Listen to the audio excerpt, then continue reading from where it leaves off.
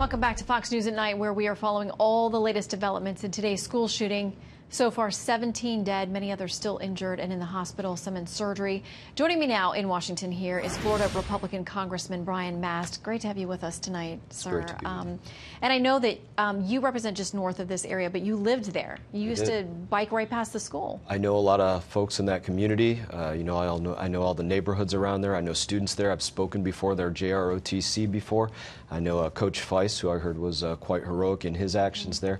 A lot of the family. So this touches close to home. My heart's going out there. And this is just one of many instances that Florida's had. I mean, you had the incident at the Fort Lauderdale airport, obviously Pulse, which was, tragic as well. Why do you think that, you're now having to comfort so many people and go through this over and over again? It just seems like there's no solution to this kind of violence. There's no question there's not a good solution. And that's something I think we can all agree on. I think if you ask me personally, I look at this and I don't like to cast nets over society, but I've heard a lot of people talk about the desensitization to killing. And I firmly believe that that's a root cause. I look to my own life. I was desensitized to killing on the battlefield. And I know how not glorious that is. It's not glorious to see somebody take their last breath.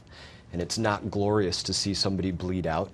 It's not glorious to see somebody cry out for their family. That's not a glorious thing, but that's not what people get out of seeing a John Wick movie. That's not what people get out of playing Call of Duty. And I think there's far too much of our society that's desensitized in a way that's unhealthy versus the way that many of us in the military have been desensitized in a tragic but much more healthy way.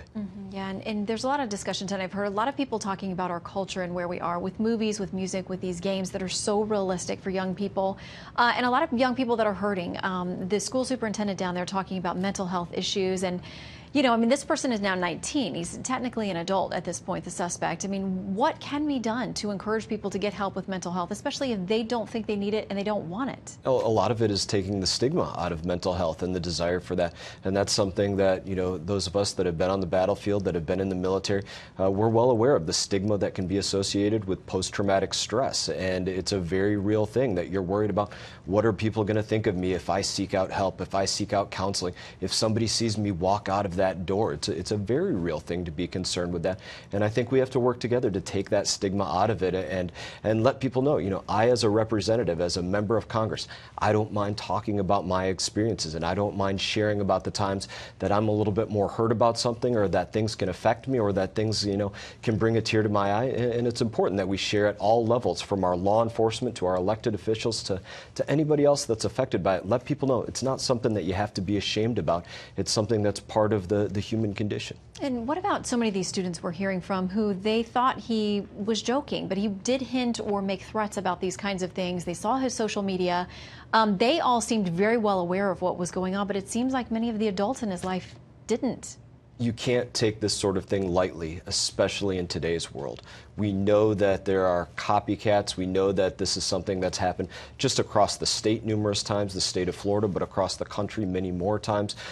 We know that this is a very real threat. The Sheriff Israel there, I know him well. He said, if you see something, say something. That has to be the policy.